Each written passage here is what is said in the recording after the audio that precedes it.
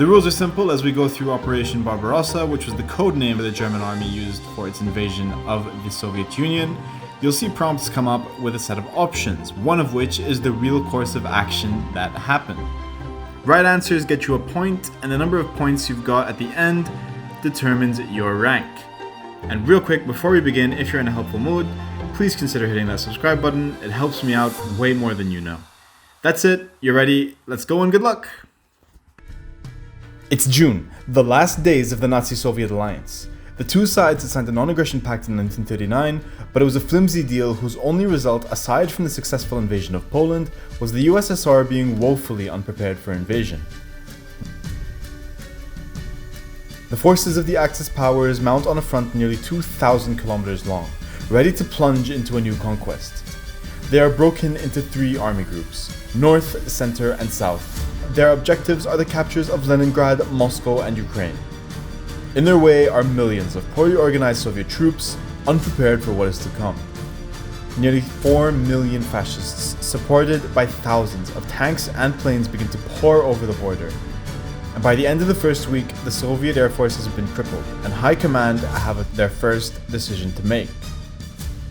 Will they order a general retreat, order all units to hold positions, or launch a counter-offensive?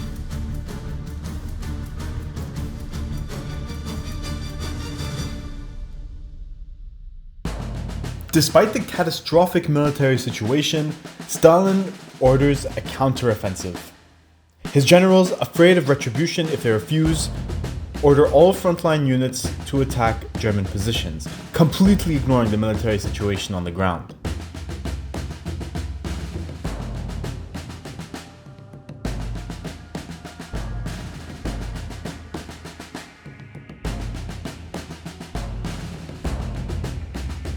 These counterattacks are crushed, and German units continue to advance swiftly towards their targets. By August, Army Groups North and Center have made great progress towards their objectives of Leningrad and Moscow, but Army Group South is being slowed by fierce resistance and difficult terrain. A salient has formed around the city of Kiev, where hundreds of thousands of Soviet troops are holding back German advances. And Nazi High Command have a decision to make. With Moscow in striking distance, do they ignore the Soviet concentrations in the south and push to Moscow, allow Soviet units in the south to withdraw, or divert forces from Army Group Center to help encircle Kiev? Despite the protests of his top commanders, Hitler orders Army Group Center to stop its assault on Moscow and aid in the encirclement of Soviet troops around Kiev. The immediate result of this is the encirclement of over 500,000 Soviet troops, allowing Army Group South to continue on its objectives and cut off Ukraine. But the cost of delaying Army Group Center's attack on Moscow allows Soviet reinforcements to arrive, which will have deadly consequences for the Nazis in the next few months. Forces within the Kiev pocket hold up resistance for weeks, delaying Nazi offensive plans and ultimately cutting off the drive to Moscow that the Nazis are so desperate to contain. Moscow's importance in Operation Barbarossa is explained by its role as a transport hub for the Western Soviet Union, as well as its role as the capital city of the country. It is the crown jewel of the German operations.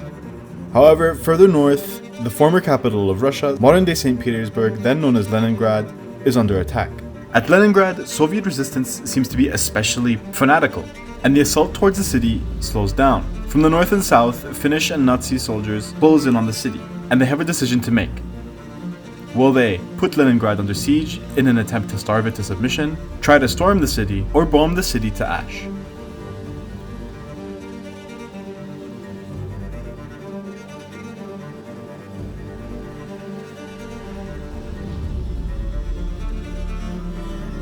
Frustrated with the lack of progress from his generals, Hitler orders the siege of Leningrad to begin. Over the next 3 years, the city will be cut off from the rest of the Soviet Union and will be left to fend for itself. By the end of the siege in 1944, over 1 million civilians are dead, but the city still stands, never falling to the Axis powers. At the same time as the assault on Leningrad, the Axis powers prepare their final assault on Moscow, but Soviet defenses have strengthened, and again, German generals need to make a decision. Will they attempt a full frontal assault on Moscow, attempt an encirclement, or use their superior military condition to force favorable negotiations?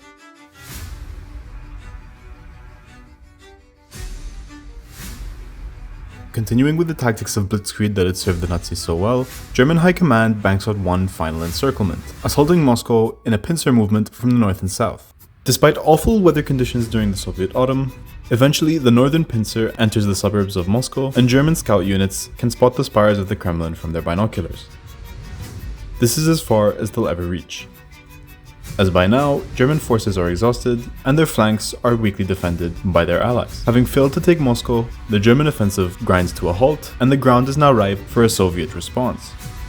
Will they order units to hold their positions, launch limited probing counterattacks, or a full-blown counteroffensive?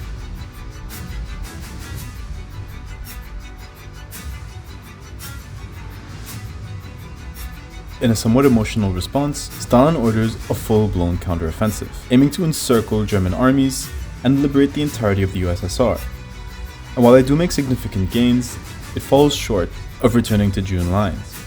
The territories in white here are what were liberated by the USSR during this period. The Battle of Moscow was the final action of Operation Barbarossa, ending in January of 1942 and ultimately proving to be the turning point of the war, entering Nazi Germany into a war of attrition with the USSR that it had no chance of winning.